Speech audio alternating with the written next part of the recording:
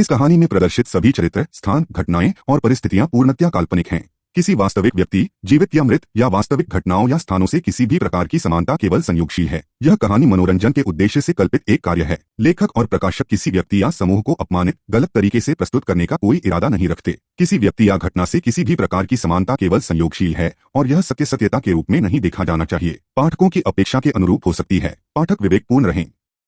यह कहानी एक वैज्ञानिक डॉक्टर के बारे में है जो अपने अद्वितीय खोज के माध्यम से जीवन और मृत्यु के रहस्यों को पहचानता है। उनके अनुसंधान से पता चलता है कि हमारी आत्मा शारीरिक मौत के बाद भी अस्तित्व में होती है।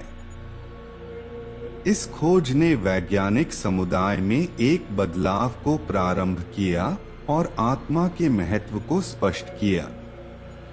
मनुष्य जीवन के बाद क्या होता है, इस रहस्यमय सवाल के जवाब के लिए वैज्ञानिकों ने बहुत समय तक मेहनत की थी। लगभग सभी वैज्ञानिकों ने माना था कि मृत्यु के बाद आत्मा का कोई अस्तित्व नहीं होता है, लेकिन एक समूह के वैज्ञानिक इस अद्भुत रहस्य को हल करने के लिए नवीनतम तकनीक के साथ काम कर रहे थे। इन वैज्ञानिकों की टीम का नाम था प्रोजेक्ट अज्ञाति। इन्होंने खुद को इस महान चुनौती के सामर्थ्य की परिकल्पना की, क्योंकि इसका मतलब था कि उन्हें उस अन्य आयाम में पहुंचना होगा जहां आत्माएं रहती हैं। उनका दावा था कि उन्होंने एक विशेष यंत्र बनाया है जो मृत व्यक्ति की आत्मा को इस अन्य आयाम में ले जा सकता है। पूरे विज्ञान क्षेत्र में इस पर बहुत संदेह था। बहुत से वैज्ञानिक ने इसे मान्य नहीं माना और उन्हें यह लगा कि इन वैज्ञानिकों ने सिर्फ खुद को धोखा देने की कोशिश की है। लेकिन इन वैज्ञानिकों की निरंतर मेहनत और उनका अद्वितीय दृष्टिकोण अन्य वैज्ञानिकों को आश्चर्यचकित कर देने लगा। उन्होंने नवीनतम तकनीकों का उपयोग करके एक आविष्कार किया जिसे वे स्प्रिट पोर्टल नामक यंत्र कहते थे। इस यंत्र के माध्यम से वे वास्तविकता में दूसरे आयाम में आत्माओं के संपर्क में आ सकते थे। इस यंत्र के साथी वैज्ञानिकों के साथ प्रमुख वैज्ञानिक डॉक्टर विक्रम शर्मा थे। डॉक्टर शर्मा एक उत्कृष्ट वैज्ञानिक थे और उनका लक्ष्य अद्भुत रहस्यों को समझना था। एक दिन जब यंत्र के प्रोटोटाइप तैयार हो गया, उन्होंने अपनी टीम के साथ एक परीक्षण की योजना बनाई। यंत्र का उपयोग करते हुए डॉक्टर शर्मा और उनकी टीम के सदस्य अन्य आयाम में जाने का प्रयास किया। वे उस अन्य दुनिया में व्यक्तियों के साथ संपर्क स्थापित करने का प्रयास कर रहे थे। बहुत लंबे समय तक कोशिशों के बावजूद उनको कोई सफलता नहीं मिली। वे निराश हो गए और लगा कि शायद वे इस रहस्य को हल नहीं कर पाएंगे। उनकी टीम में उत्साह की कमी महसूस होने लगी और ये लगातार आविष्कार करने के चक्कर में थक गई। फिर एक रात जब डॉक्टर शर्मा अपने लैब में अकेले थे, वे एक चमत्कारी घटना का सामना करते हैं। यंत्र के स्विच को चालू करते ही एक वर्तमान से बाहरी स्प्रिट एकाएक उनके सामने प्रकट हुआ। वह देखने में अत्यंत सुंदर और प्रकाशमान था। डॉक्टर शर्मा वहां हैरान हो गए, लेकिन उन्होंने वीरता दिखाई और उस स्प्रिट के पास जाकर बातचीत की। स्प्रिट ने उन्हें बताया कि वे वास्तव में दूसरे आयाम में हैं और मृत्यु के बाद आत्मा एक अलग दिमाग में स्थित होती है। वह बताते हैं कि वे साथियों के साथ जीवित रहते हैं और अपनी उन्नति के लिए कार्य करते हैं। वे अपने अनुभवों को साझा करने के लिए डॉक्टर शर्मा को चुना था, क्योंकि उन्होंने दूसरे आयाम के बारे में अध्ययन और अनुभव जमा किए थे। डॉक्टर शर्मा अद्भुत आनंदित हुए और उन्होंने स्प्रिट से सवाल किए जैसे कि जीवों को धार्मिक प्रक्रियाओं की आवश्यकता होती है, उनकी आत्मा क्या आगे बढ़ती है और क्या वे फिर से पृथ्वी पर आ सकते हैं। स्प्रिट ने उन्हें बताया कि आत्मा एक स्थायी रूप में अनंत ज्ञान और अनंत उच्चता की ओर प्रकट होती है। यह उन्नति धार्मिक और मौन्य तत्वों पर आधारित होती है और अगले जन्मों के माध्यम से अपनी प्रगति को जारी रखती है। स्प्रिट ने यह भी बताया कि जब एक जीव मृत्यु को प्राप्त होता है तो उसकी आत्मा धार्मिक योग्यता के आधार पर अपने अगले जन्म को निर्धारित करती है। डॉक्टर शर्मा ने स्प्रिट के साथ लंबी बातचीत की और उनके द्वारा प्राप्त ज्ञान को संग्रहित किया। वे अपनी टीम के साथ इस खोज को जारी रखने का निर्णय लिया और उन्होंने वैज्ञानिक समुदाय में अपनी खोज की रिपोर्ट प्रस्तुत की। उनकी रिपोर्ट के बाद डॉक्टर विक्रम शर्मा और उनकी टीम को बहुत सम्मान और उपयोगी प्रतिक्रियाएं मिली। वैज्ञानिक समुदाय में यह खोज एक महत्वपूर्ण परिवर्तन लाई। वैज्ञानिकों ने अपनी शोध को आगे बढ़ाते हुए विशाल संग्रहालयों में आत्मा और दूसरे आयाम के संबंध में नई अध्ययनों की शुरुआत की। डॉक्टर शर्मा और उनकी टीम के बाद के वैज्ञानिकों ने इस क्षेत्र में विस्तारित अध्ययन किया और बहुत सारे तथ्य और प्रमाण जुटाए।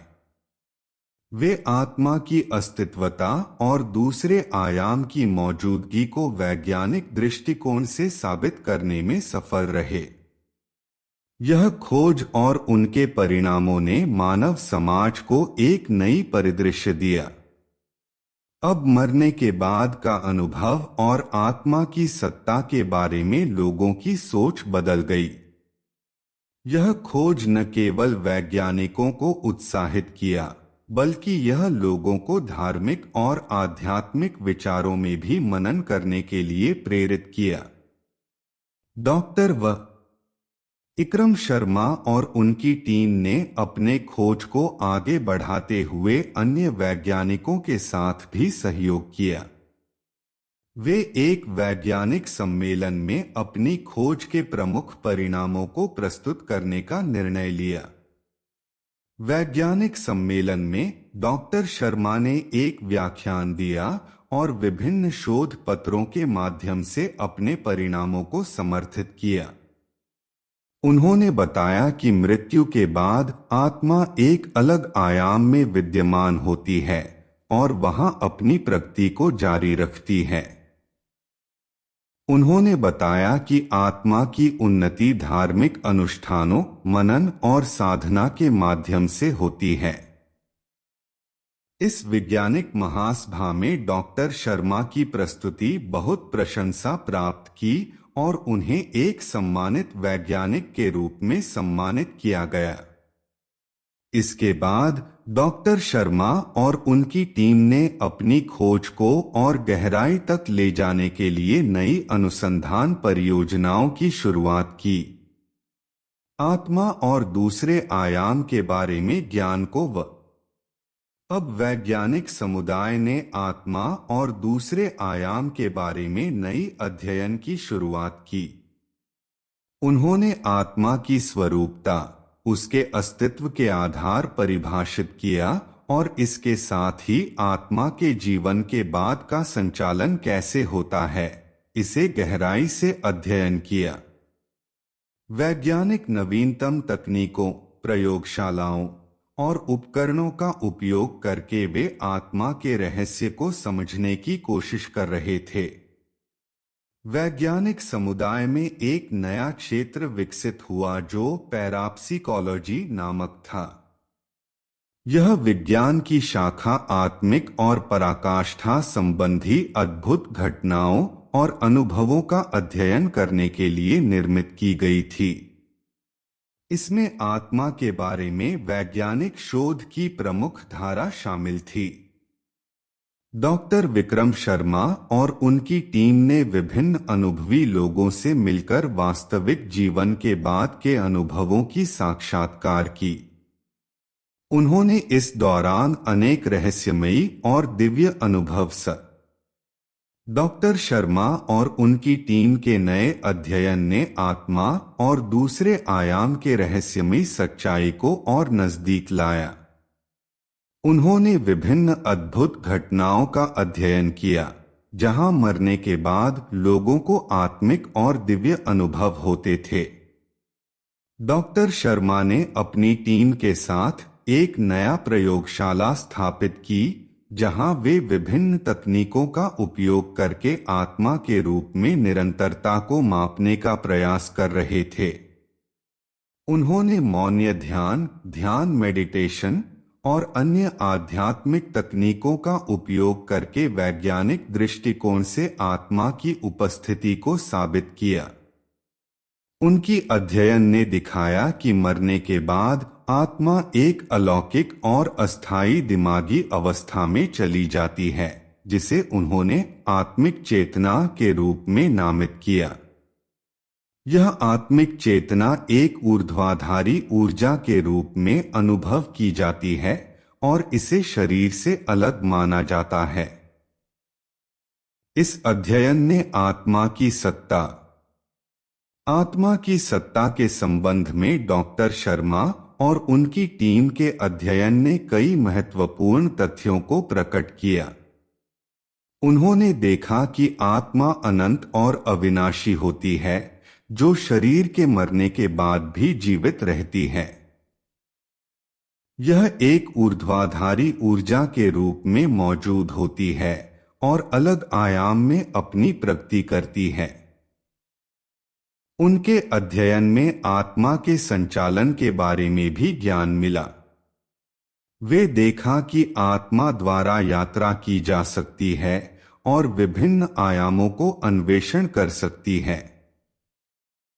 इसे आत्मिक यात्रा के नाम से जाना जाता है, जहां आत्मा अपनी चेतना और अनुभवों के माध्यम से विभिन्न आयामों में यात्रा करती है। यह अध्ययन साबित करता है कि मरने के बाद आत्मा का यात्रा करना संभव है और वह एक अलग आयाम में अपनी प्रगति को जारी रखती है।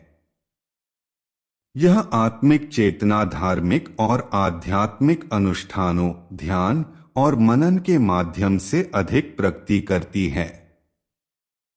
कहानी का पहला भाग यहीं समाप्त होता है।